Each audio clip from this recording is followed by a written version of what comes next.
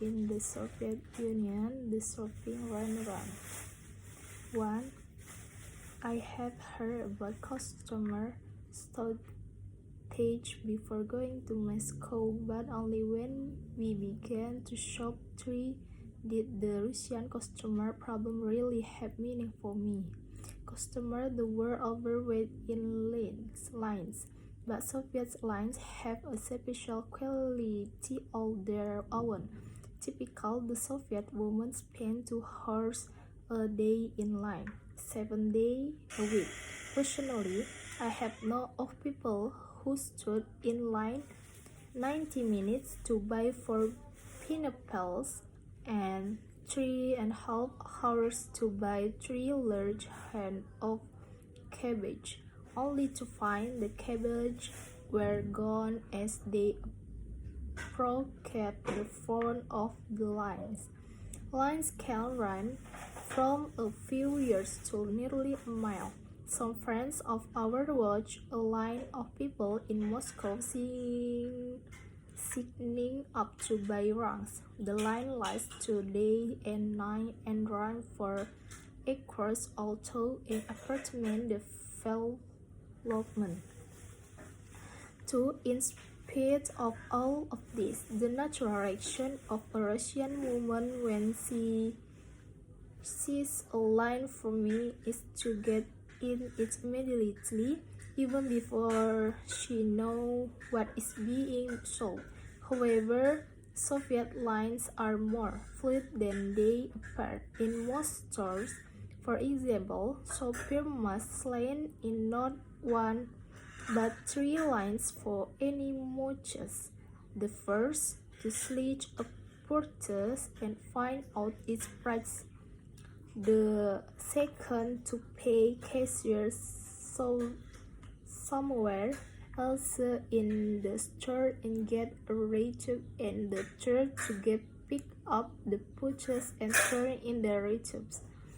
3. But in the store one morning, I found out that the game is both simple and more complex than that. I went in to buy some cheese, butter, and bologna sausage, which were in the 3 separate departments, each with its own lines, 9 lines. 4. Rather quickly, though, I noticed the experienced shoppers were skipping the first stage. They knew what most items cost, so they went directly to the cashier for the receipt. After studying, because I did that, then I went to the cheese lines.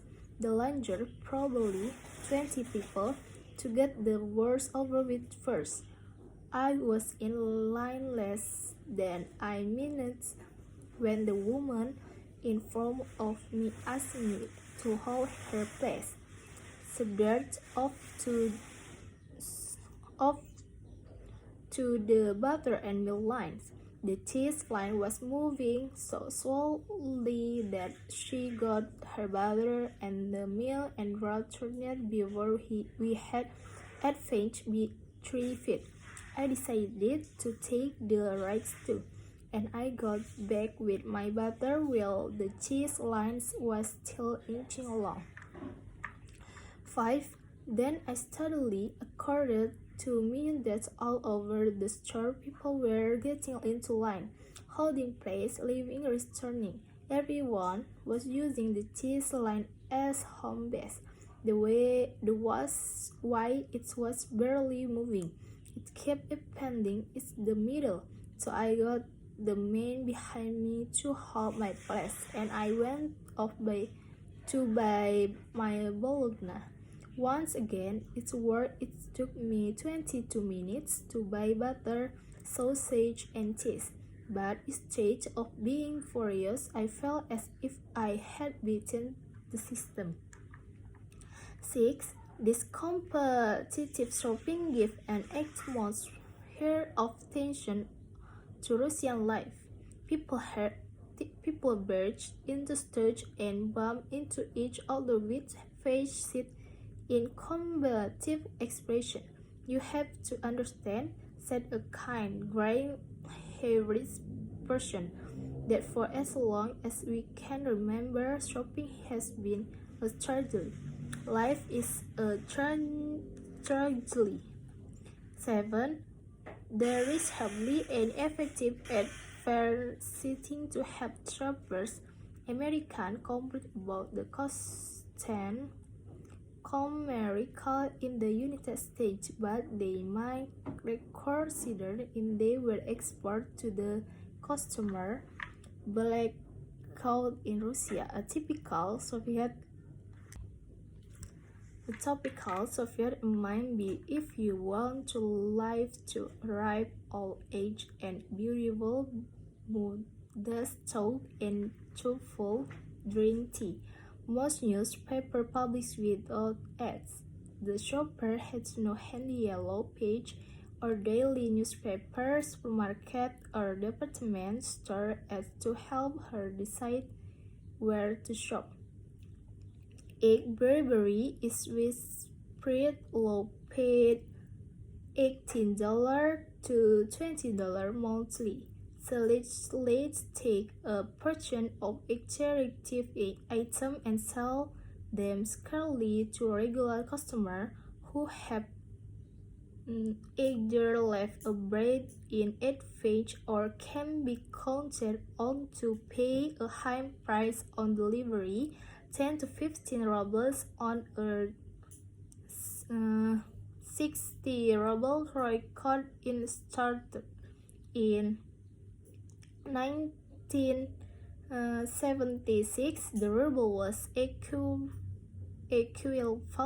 to $1.32. 9. So common is this practice that the Soviet press is always complaining about it, but it doesn't do any good. Crocodile, the Soviet humor magazine, once showed a department store employee promoting some newly arrived items. The customer in the leather goods department. 5,000 imported women have been received. 450 of them have been bought by store employees. 59 are under the counter and have been ordered in advance for friends. One's purse is in the display window. We invite you to visit the leather department to buy this purse.